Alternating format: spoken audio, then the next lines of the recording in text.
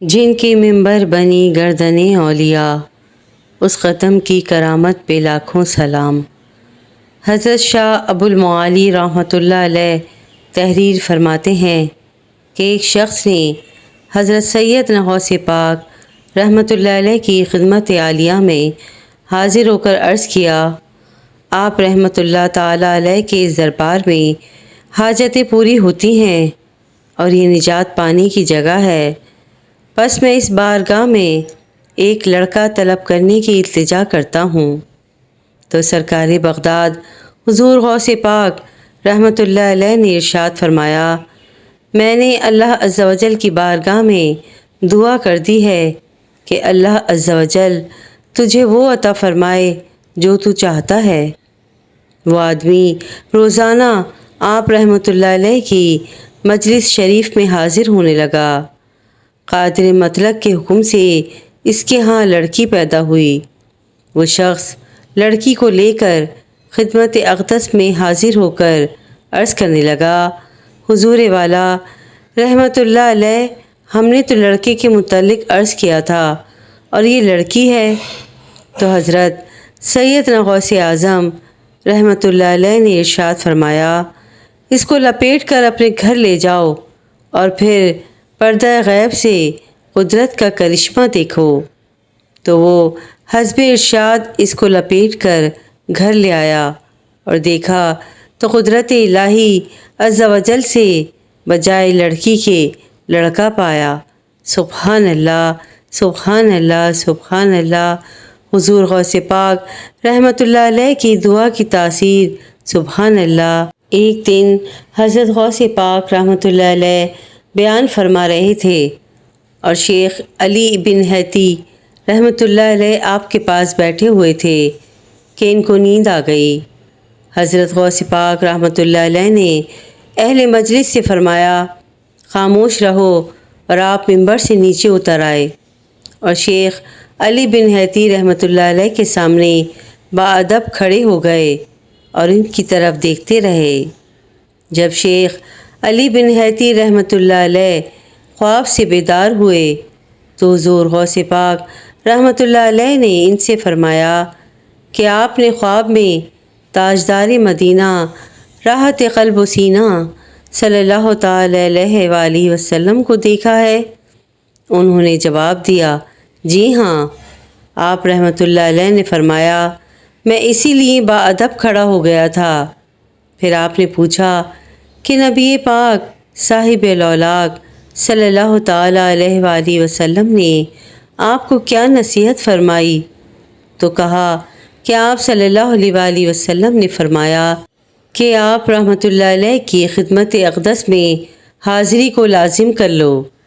بعد ازیں لوگوں نے شیخ علی بن حیتی رحمۃ اللہ علیہ سے دریافت کیا کہ حضرت غوث پاک رحمۃ اللہ علیہ کے اس فرمان کا کیا مطلب تھا کہ میں اسی لیے باادب کھڑا ہو گیا تھا۔ تو شیخ علی بن حیتی علیہ رحمۃ اللہ الباری نے فرمایا، میں جو کچھ خواب میں دیکھ رہا تھا آپ رحمۃ اللہ علیہ اس کو بیداری میں دیکھ رہے تھے۔ سبحان اللہ، سبحان اللہ، سبحان اللہ۔ کیا خوبصورت کرامات ہیں حضور غوث پاک رحمۃ اللہ علیہ کی، قربان جائیے حضور غوث پاک رحمۃ اللہ علیہ پر، سبحان اللہ۔ حضرت شیخ ابو عمرو عثمان بن مرزوق قرشی رحمۃ اللہ علیہ فرماتے ہیں کہ شیخ عبد القادر جیلانی رحمۃ اللہ علیہ ہمارے شیخ، امام اور سید ہیں اور ان سب کے سردار ہیں جو کہ اس زمانے میں اللہ عز و جل کے راستے پر چلتے ہیں یا جن کو حال دیا گیا۔ سیدنا شیخ عبد القادر جیلانی رحمۃ اللہ علیہ ان کے احوال کی منزلوں میں امام ہیں۔ اللہ عز و جل کے سامنے ہمارے کھڑے ہونے میں امام ہیں۔ اس زمانے کے اولیاء اور تمام بلند مراتب والوں سے اس بات کا سختی سے عہد لیا گیا کہ ان کے قول کی طرف رجوع کریں اور ان کے مقام کا ادب کریں۔ سبحان اللہ، کیونکہ حضور غوث پاک کا ہر قدم ہر ولی کی گردن پر ہے۔ سبحان اللہ۔ واہ کیا مرتبہ اے غوث ہے بالا تیرا، اونچی اونچوں کے سروں سے قدم اعلیٰ تیرا، سر بھلا کوئی کیا جانے کہ ہے کیسا تیرا، اولیاء ملتے ہیں آنکھیں وہ ہے طلوہ تیرا۔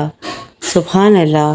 نہ کیوں سلطنت دونوں جہاں کی ان کو حاصل ہو، نہ کیوں سلطنت دونوں جہاں کی ان کو حاصل ہو، سروں پر اپنے لیتے ہیں جو طلوہ غوث اعظم کا۔ سبحان اللہ۔